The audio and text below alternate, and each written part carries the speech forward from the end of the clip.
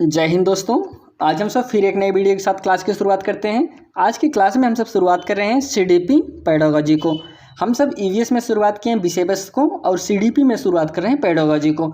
आज की यह वीडियो दोस्तों आपके आने वाले सीटेट एग्जाम के लिए मोस्ट इंपॉर्टेंट है। पेडागोजी में जो आपका पहला चैप्टर है वह है बच्चे कैसे सीखते हैं, बच्चे कैसे चिंतन करते हैं, बच्चे कैसे असफल होते हैं। इसके बारे में आज हम सब विस्तार पूर्वक से चर्चा करेंगे। अगर आप इस चैनल पर नए हैं दोस्तों तो चैनल को सब्सक्राइब जरूर करिए। यहाँ पे आपको सीटेट में जितने भी सब्जेक्ट हैं सभी सब्जेक्ट को थ्योरी क्लास उपलब्ध कराई जाएगी, साथ साथ उसके प्रीवियस ईयर क्वेश्चन पेपर को भी सॉल्व कराया जाएगा। चलिए हम सब क्लास की शुरुआत करते हैं। आज की यह क्लास जो हम सब कवर कर रहे हैं, अगर आपको इसकी पीडीएफ चाहिए तो आप टेलीग्राम चैनल को ज्वाइन करके पीडीएफ को डाउनलोड कर सकते हैं, जो कि लिंक आपको डिस्क्रिप्शन बॉक्स में या फिर कमेंट बॉक्स में मिल जाएगा। चलिए हम समझते हैं कि बच्चे कैसे सीखते हैं, कैसे चिंतन करते हैं और बच्चे कैसे स्कूल प्रदर्शन में असफल होते हैं। सबसे पहला आपका है बच्चे कैसे सीखते हैं। इसके बारे में सब समझते हैं कि बच्चे कैसे सीखते हैं। करें कि अधिगम एक जटिल प्रक्रिया है दोस्तों। सीखना एक जटिल प्रक्रिया है तथा इसमें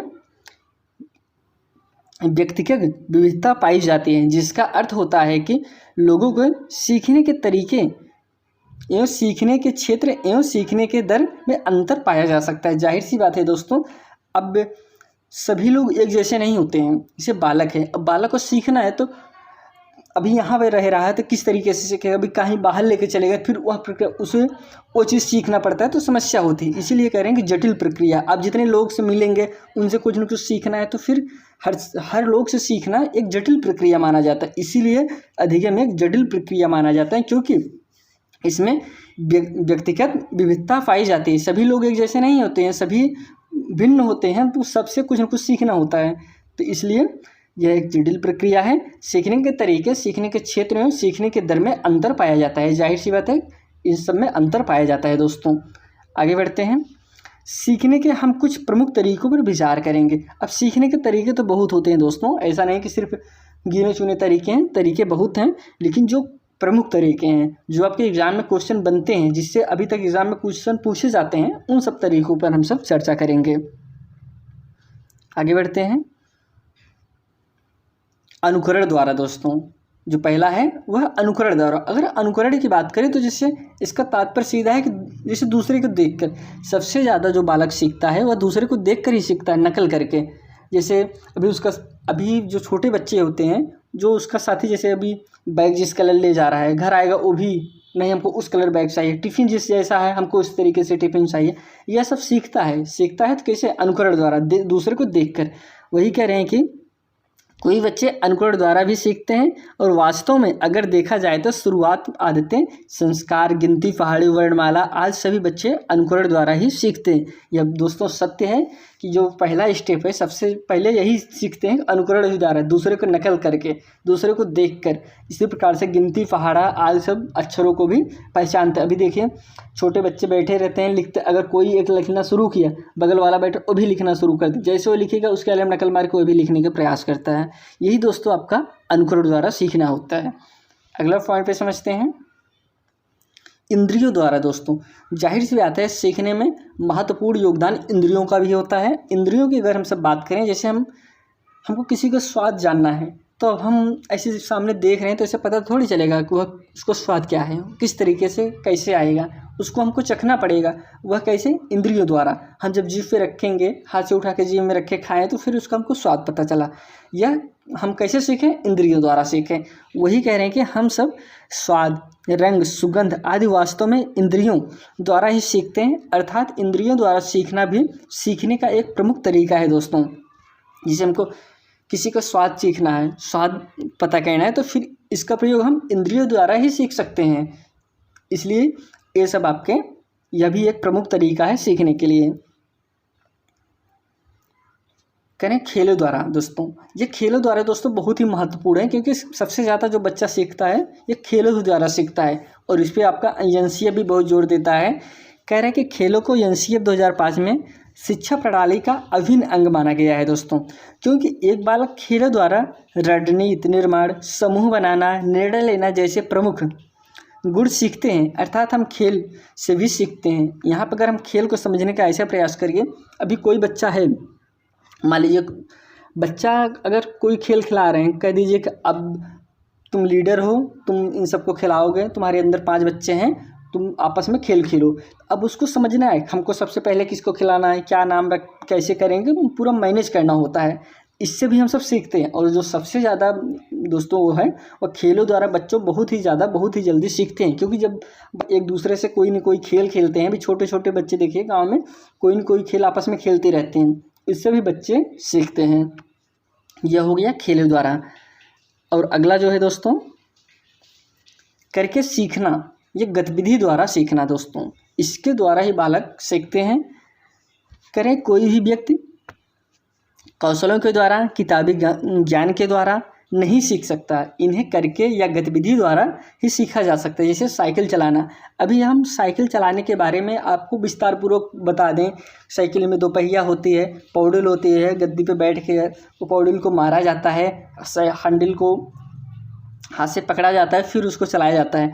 हम आपको बहुत विस्तृत जानकारी देते हैं, लेकिन जब तक आप करेंगे नहीं, गतिविधि नहीं करेंगे, प्रैक्टिकल नहीं करेंगे, तब तक आप साइकिल चलाना नहीं सीख सकते।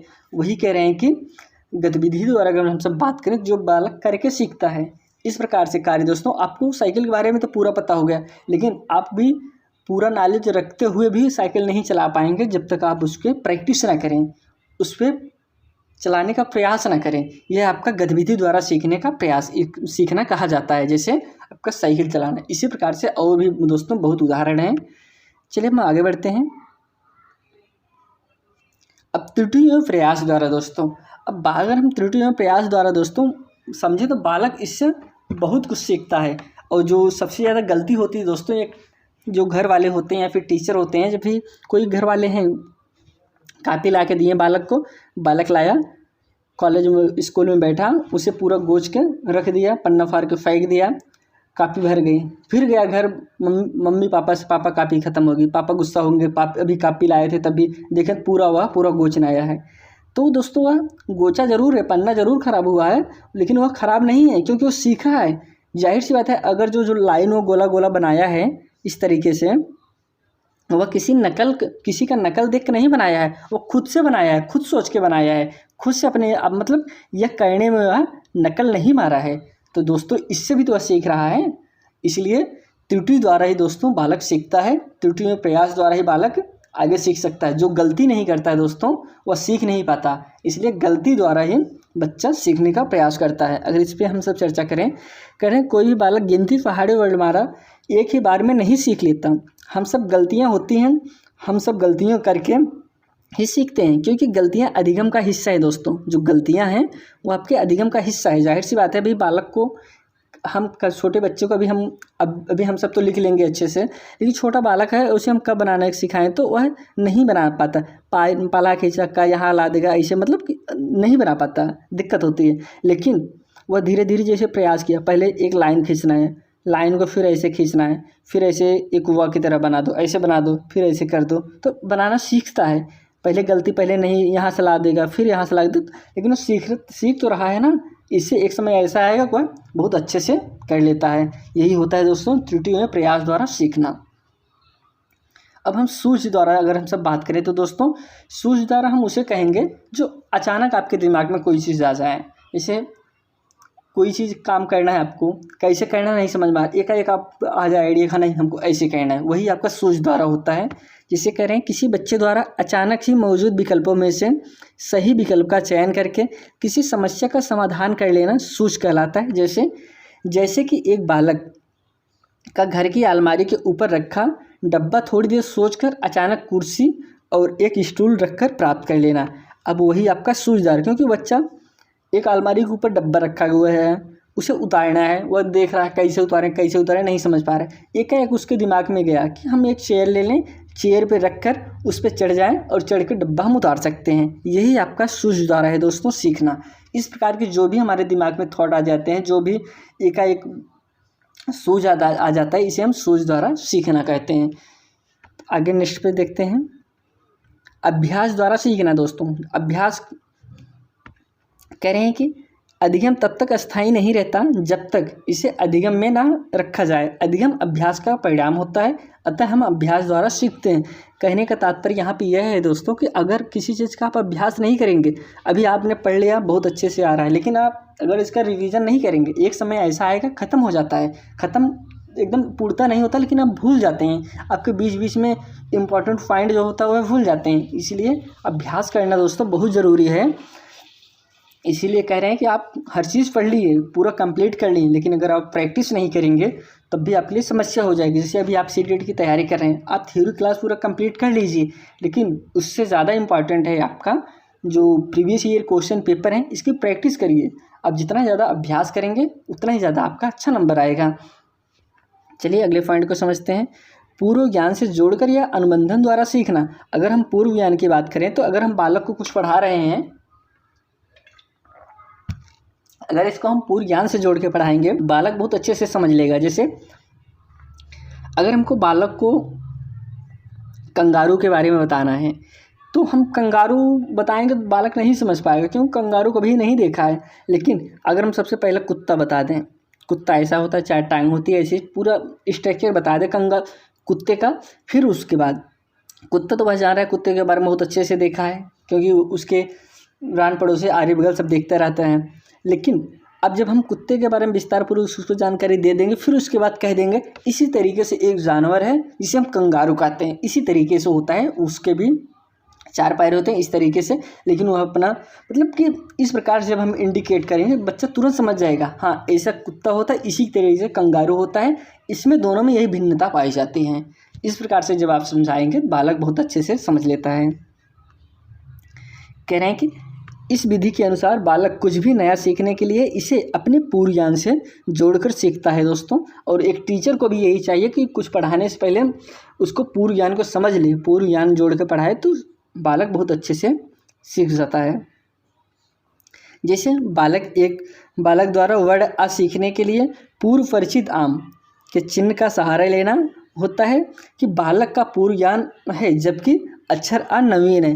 कहने का तात्पर्य अगर आप किसी बच्चे को आ सिखा रहे हैं कि हाँ आ है, ऐसे आ लिखा जाता है, तो अभी आप आ ऐसे लिखेंगे तो वह हो सकता है कि ना समझ पाए, ना जान पाए, लेकिन उसको आम दिखा दीजिए, आम दिखा के तब उसको इंडिकेट करिए, आ से तुरंत हो जाएगा। अभी आप जो छोटे क्लासों में किताबें होती हैं चित्रात्मक होती हैं। चित्रात्मक क्यों होती हैं? क्योंकि वह अक्षर नहीं देखता, वह सीधा फिगर ही देख लेगा। आम छपा है, हाँ आ आम, क कबूतर, इस तरीके से इंडिकेट करता है, वह पूर्व ज्ञान को जोड़ लेता है। कबूतर है, हाँ कबूतर है तो क है, आम है तो अ है, इस प्रकार से जोड़ता है।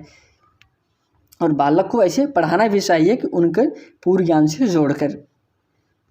अब हम समझते हैं दोस्तों बच्चे कैसे चिंतन करते हैं। अभी हमने समझा बच्चे कैसे सीखते हैं, अब हम चिंतन कैसे करते हैं उस पर चर्चा करते हैं।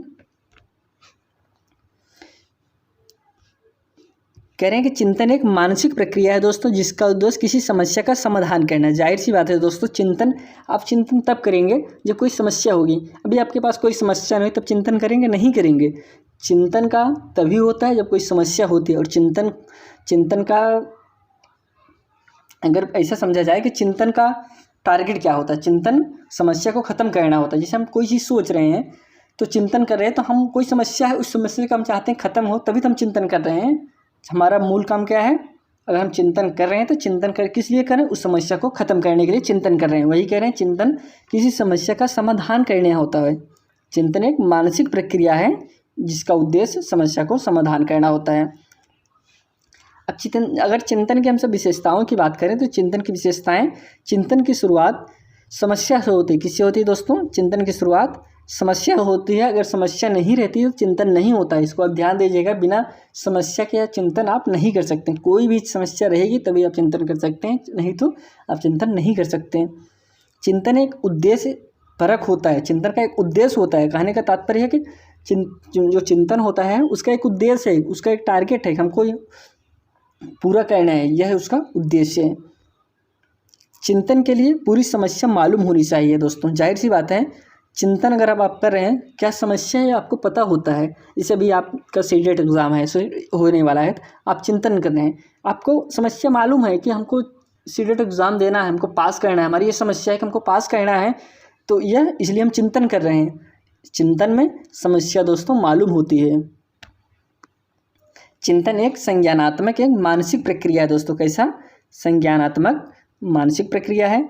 चिंतन एक तार्किक प्रक्रिया है। तार्किक मतलब सोचने वाली, क्या आप किसी चीज़ को लॉजिकल आंसर देते हैं चिंतन करके, तो फिर यह आपके एक तार्किक प्रक्रिया है। चिंतन के तत्व को अगर हम सब बात करें तो जैसे समस्या और प्रत्यक्षीकरण, समस्या की पूरी जानकारी, जैसे कि हमने आपको बताया समस्या क्या है, कोई समस्या होगी तभी आप चिंतन करेंगे।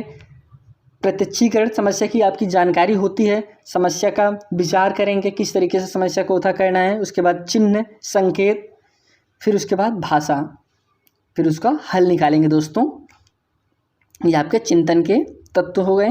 अब हम चिंतन के अगर सब टाइप्स की बात करें तो चिंतन के प्रकार, एक होता है आपका अविचारी चिंतन और एक होता है अपसारी चिंतन, और भी होते हैं। उस पर सबसे पहले हम समझते हैं आपके अविचारी चिंतन हम किसे कहेंगे। चिंतन के प्रकार में पहला है आपका अविचारी चिंतन। करें शुरुआत कई बिंदुओं से करके एक बिंदु तक पहुंचना आपका क्या कहलाता है? अविचारी चिंतन कहलाता है। जैसे कि आप यहाँ पे चित्र में देख रहे हैं, शुरुआत कई बिंदुओं से करके, यहाँ से शुरू है, यहाँ से शुरू है, यहाँ से, यहाँ से, यहाँ से, लेकिन अंत कहाँ हो रहा है दोस्तों? इसका एक बिंदु पर हो रहा है। कह रहे हैं शुरुआत कई बिंदुओं से करके एक बिंदु तक पहुंचना आपका कहलाता है अविचारी चिंतन कहलाता है। इसमें करें संश्लेषणात्मक, लंबवत, रूढ़वादी चिंतन, परंपरावादी चिंतन, आगानात्मक चिंतन, यह सब चिंतन के अविचारी चिंतन के अंतर्गत आएंगे। अब अविचारी चिंतन के अंतर्गत अगर हम सब बात करें तो जैसे आपके बहुविकल्पी प्रश्न होते हैं, शुरुआत रहते तो 4 हैं, लेकिन हमको आंसर कितना देना है? एक ही आंसर देना है। यह भी आपके अविचारी चिंतन कहे जाते हैं। अविचारी चिंतन का आप यही समझिए कि इनकी शुरुआत अब कई बिंदुओं से होकर एक बिंदु तक होता है। आगे समझते हैं अविचारी चिंतन दोस्तों। अविचारी चिंतन के जस्ट उसका विपरीत, शुरुआत एक बिंदु से करके कई बिंदु तक पहुंचना दोस्तों। यह दोस्तों यह बच्चों के लिए इम्पॉर्टेंट, मतलब कि सीखने में सहायक होता है कि इसमें जो है तर्क शक्ति का प्रयोग किया जाता है, क्योंकि यह एक बिंदु से शुरू होकर कई बिंदु तक पहुंच रहा है। जैसे विश्लेषण देते हैं, पार्श्विक चिंतन होता है, सृजनात्मक चिंतन, वैज्ञानिक चिंतन है दोस्तों। अब सारी चिंतन को वैज्ञानिक चिंतन के भी नाम से जानते हैं। निगमनात्मक, आप इसमें नियम बनाते हैं, परंपरा से अलग चिंतन होता है दोस्तों। तो इसमें बच्चा जो है अब सारी चिंतन में अपना दिमाग लॉजिकल आंसर देता है, सोचता है, नियम बनाता है, सूत्र, ये सब आपके अविचारी चिंतन है, क्योंकि यह एक बिंदु से शुरू कर इसका, जैसे अगर हम सब अविचारी चिंतन की बात करें तो एक क्वेश्चन आपसे हम पूछें कि आप बताइए, पहले हम अविचारी क्यों बता रहे हैं, जो इसके पहले खत्म किए। अविचारी चिंतन के अंतर्गत आपको आएगा, जैसे मैं पूछा आपसे दिल्ली की राजधानी, भारत की राजधानी क्या है, तो इसका एक ही आंसर होगा, क्या होगा उसका? दिल्ली है।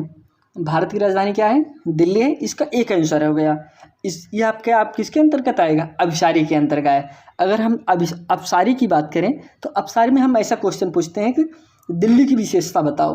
अब इसका एक आंसर तो होगा नहीं, इसको आप लॉजिकल खुद से सोचेंगे, दिल्ली के बारे में विशेषताएं बताएंगे, और हर बालक अलग अलग विशेषता बताएगा। ऐसा तो है नहीं सभी लोग फिक्स आंसर है दिल्ली की बस इतनी विशेषता है, बहुत सारी विशेषताएं हैं। हमने पूछा दिल्ली की विशेषता बताओ, यह आपका अविचारी चिंतन का उदाहरण हो गया। और अगर हम अविचारी की बात करें तो भारत की राजधानी क्या है, इसका सिंपल सब बच्चे का एक ही जवाब होगा, दिल्ली। कोई ऐसा तो थोड़ी दूसरा जवाब दे देगा। ये आपका अविचारी चिंतन के अंतर्गत आते हैं। आगे बढ़ते हैं। नोट, अविचारी चिंतन का प्रयोग मनोवैज्ञानिकों में सबसे पहले जेपी गिलफोर्ड ने किया था। कौन किए थे दोस्तों? जेपी गिलफोर्ड ने किया था अविचारी चिंतनों का प्रयोग। ये आपके गिलफोर्ड महोदय हो गए। अब हम मूर्त चिंतन के बारे में समझते हैं। मूर्त चिंतन किसे कहेंगे? कॉन्क्रेटिव थिंकिंग।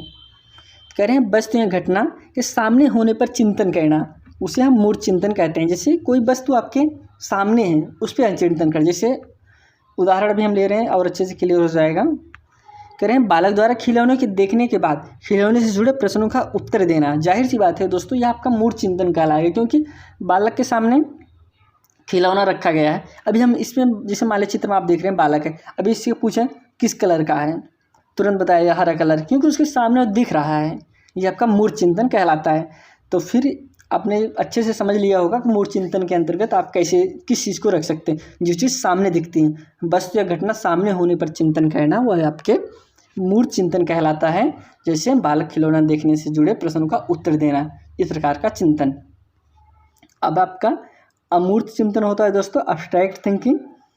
अमूर्त चिंतन की अगर हम सब बात करें तो अगर चिंतन की विषय वस्तु भौतिक या मूर्त ना हो तो इसे हम अमूर्त चिंतन कहेंगे। आप ऐसा समझ सकते हैं जो चीज़ सामने ना हो उसको हम सब उसके बारे में चिंतन करें, उसके बारे में हम सब बताएं, तो यह आपके अमूर्त चिंतन कहे जाते हैं। जैसे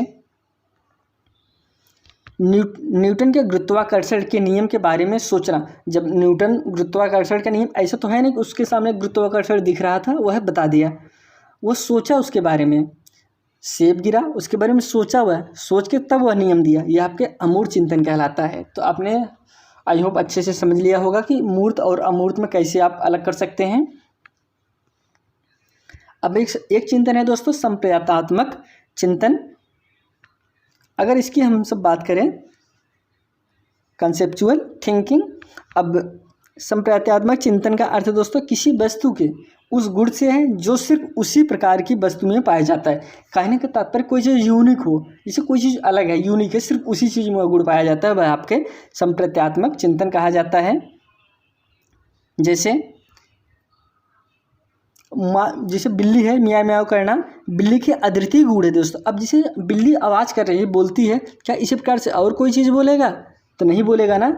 गुण जो कुत्ते के भौंकने से अलग करता है, यह आपका संप्रदायात्मक चिंतन कहलाता है। इसमें दोस्तों जो उदाहरण लिए गए हैं, उदाहरण से आपके एकदम अच्छे से क्लियर हो जाएगी, क्योंकि इसमें ऐसे उदाहरण हम सब शामिल किए हैं ताकि आपका कंसेप्ट एकदम क्लियर हो जाए। संप्रदायात्मक के अंतर्गत दोस्तों वह चीज़ जो उसमें उसको अलग बनाती हो, जैसे कुत्ता है, कुत्ते को अलग क्या बनाता है? उसका भौंकना, जैसे भौंक रहा है उसी तरीके से और कोई भौंकेगा नहीं भौंकेगा। और बिल्ली म्याऊ म्याऊ करती है, वह उसको अलग बना रही। इस प्रकार के चिंतन दोस्तों आपके संप्रदायात्मक चिंतन कहलाते हैं। चलिए हम आगे बढ़ते हैं। अब यहाँ पे हम समझते हैं प्रतीकात्मक चिंतन, अब्स्ट्रैक्ट थिंकिंग।